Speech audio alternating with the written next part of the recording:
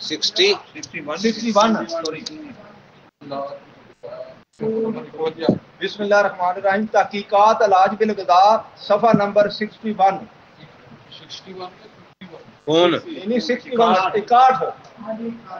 खून जब तक हल्का नहीं बनता उस वक्त तक वो अपनी ग़िज़ा अपने अंदर की रतूबत से हासिल करता है और जब हल्का बन जाता है तो इसका तल्लुक रहम से पैदा हो जाता है और वह अपनी ग़िज़ा माँ के रस से हासिल करता है।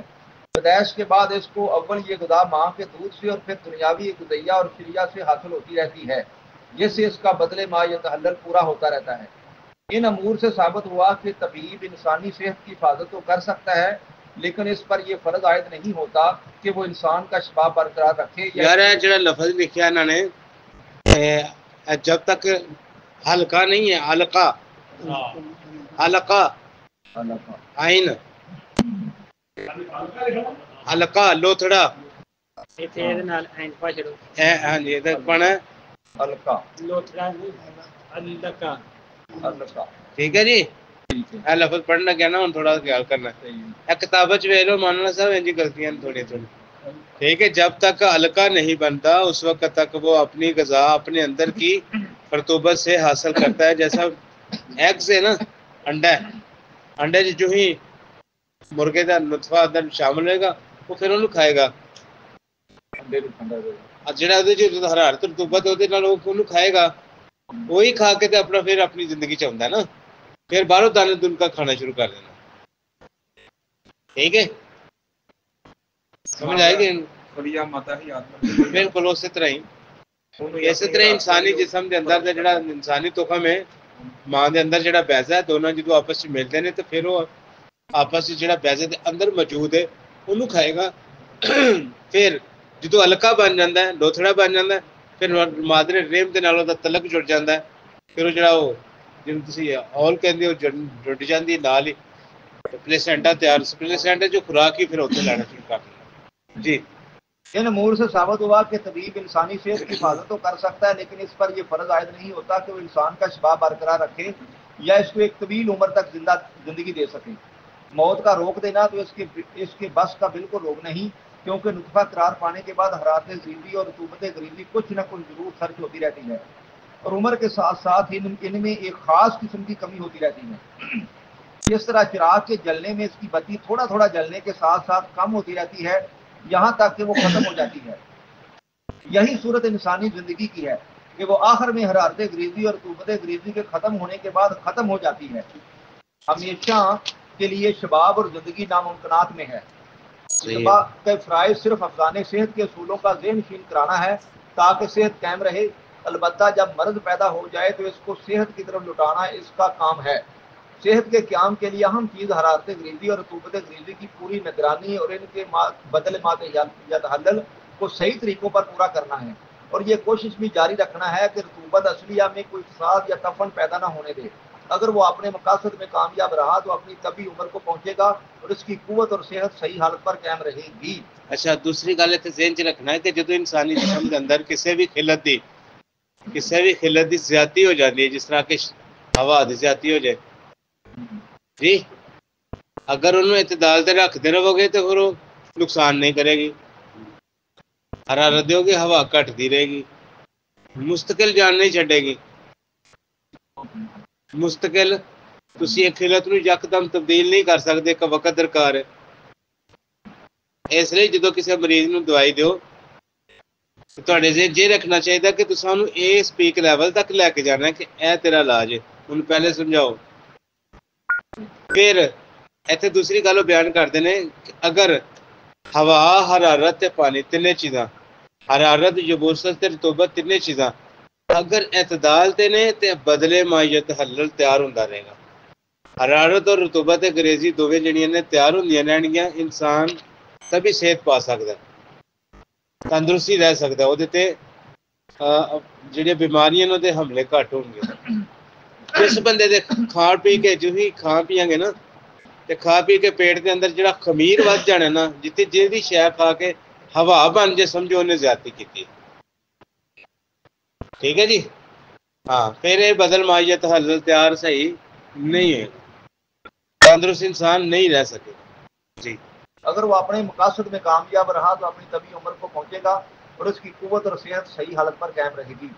موت موت دو قسم کی ہوتی ہے، طبی غیر طبی۔ طبی موت وہ ہے جو حرارت اور رطوبت غریزی کے پورے طور پر خرچ ہونے کے بعد واقع ہو، جس کے متعلق اتفاق کا خیال ہے کہ وہ 125 سال سے 150 سال تک ہونی چاہیے، کیونکہ ان کا اندازہ ہے کہ انسان 25-30 سال تک اپنی جوانی کو پہنچتا ہے اور اس کو اس کے بعد 5 گنا عرصے تک زندہ رہنا چاہیے۔ اگر اس دوران میں وہ کسی مرض کا شکار ہو جاتا ہے یا ڈوب جاتا ہے یا پھانسی لگ جاتا ہے یا گر کر مر جاتا ہے تو یہ اس کی غیر طبی موت ہوگی۔ صحیح۔ نظریہ مفرد ادا، اگر اعتدال ہوئے گا تو پھر ہی نا۔ تعریف نظریہ مفرد ادا۔ نظریہ مفرد ادا ایک ایسی تحقیق ہے جس سے ثابت کیا گیا ہے کہ امراض کی پیدائش مفرد ادا گوشت پٹھے کی دودھ میں ہوتی ہے اور اس کے بعد مرکب اعضاء کے افعال میں افراط و تفریط اور ذوق پیدا ہوتا ہے۔ علاج میں بھی مرکب اعضاء کی بجائے مفرد اعضاء کو مد نظر رکھنا چاہیے، کیونکہ انسان کے تمام مرکب اعضاء مفرد اعضاء کی بافتوں اور سنجا کی بنیادوں جدوں بھی کوئی چیز غذا منہ چ لقمہ پائی دا نا تو پہلے فرسٹ ایکشن جڑا ہوندا نا وہ آزاد ہوتے ہوندا کتے ہوندا آزاد کوئی بھی لقمہ منہ چ پائیے نا سب تو پہلے وہ اثرات آزاد ہوتے ہوندا صاف پہ گزرتے یا گزرات ہاں کی کردا ہے افراد تفرید ذوق پیدا کردا یا تحریک پیدا ہو جانی یا تحریک جتنے بھی ہوئے گا تینوں عضواں دے وچ اس طرح ہی ہوئے گا، ایک چ تحریک پیدا کر دے گی، ایک چ تحلیل، ایک چ تسکین، ٹھیک ہے۔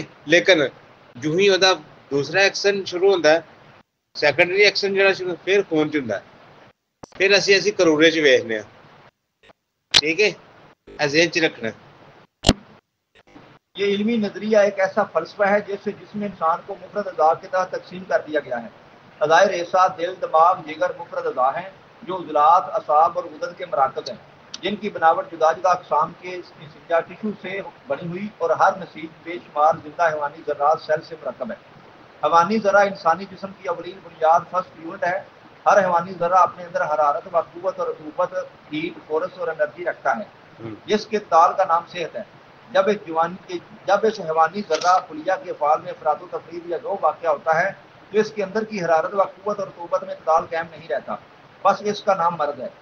اس حیوانی ذرہ کا اثر رسید پر پڑتا ہے، اس کے بعد مفرد اعضاء کے متعلق سے اعصاب و غدد اور عضلات وغیرہ کے مطابق گزرتا ہوا اپنے متعلقہ عضو رئیس میں ظاہر ہوتا ہے۔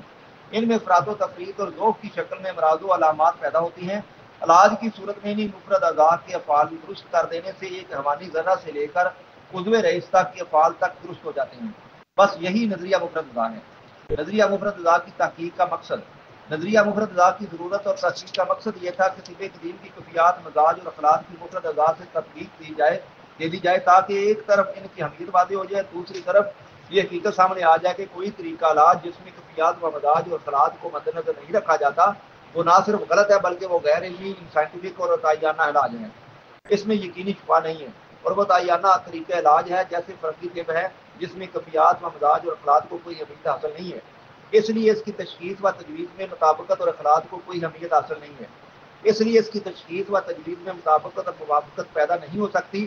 انہی مقاصد کے تحت ہم نے نظریہ مفرد اعضاء کی بنیاد وظائف فن اور تجویز طب پر رکھی ہے، کیونکہ موجودہ فرنگی دور میں فرنگی طب کی تقلید میں کفیات و مزاج اور اخلاق کو چھوڑ کر صرف امراض و علامات کے نام پر ان کے علاج کرنے شروع کر دیتے ہیں۔ یہ طب قدیم کے قانون علاج کے خلاف ہے، بلکہ بالکل غلط ایک حکیم صاحب مینوں کہندے نے یار ایسا نسخہ دسو جڑا میں تہاڈے نسخے تے تشہیر کراں گا تسی بنایا کرو جے کمائی ادھی ادھی کراں گے ویچاں گا میں بنایو تسی کمائی دوویں ادھی ادھی کھاواں گے، کی خیال ہے؟ کیڑا نسخہ دئیے جی ہے نا؟ ڈھیر ساریاں اس طرح دوائیاں بنا کے موبائل دے وچ بیٹھ کے سارا ویچتے پھر صبح شام لگے ہاں جی بے شمار، لیکن طب دا نقصان بڑا ہویا جی، طب دا نقصان ہویا جتھے حکیم کول دوائی نہیں لین جاندے کہدے نال انہاں دی وجہ تو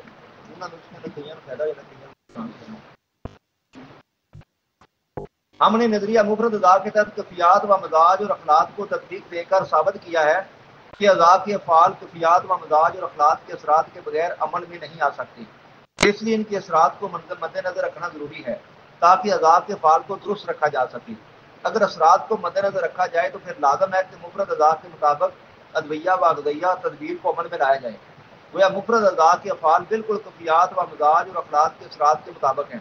اس تحقیق و تطبیق سے افعال مفرد اعضاء اور کفیات و مزاج اور اخلاق سے ایک طرف ان کی اہمیت سامنے آ گئی ہے اور طب قدیم میں زندگی پیدا ہو گئی ہے، اور دوسری طرف اعضاء کے افعال کی علاج میں ضرورت سامنے آ گئی ہے. اس طرح تجدید طب کا سلسلہ قائم کر دیا گیا ہے، اور ساتھ ہی علم الادویہ میں بھی اسی صورت کو ثابت کیا گیا ہے. وہ بھی صرف انہی مفرد اعضاء پر اثر کرتی ہیں جن سے امراض و علامات رفع ہو جاتی ہیں. پوری طرح صحت صحیح ہو جاتی ہے، کیونکہ ہماری تحقیق ہے کہ کوئی دعا بھی مفرد اعضاء کی بجائے سیدھی امراض و علامات پر اثر انداز نہیں ہو سکتی. نظریہ مفرد اعضاء کی تشریح. نظریہ مفرد اعضاء بالکل نیا نظریہ ہے. بس نہیں پسند آئے گا، نیند آنے لگ پئی، کوئی گل نہیں، اگلی باری پڑھ لگے پتر. اچھا نہیں ہوں طیب صاحب نے تھوڑی جی دئیے تھوڑی کوئی تھوڑی جی تربیت کرن تے تاں صحیح ہو جانا ہیں. بس کرو جی، اے بھائی ہن دی گل سنو جی سارے ساتھی.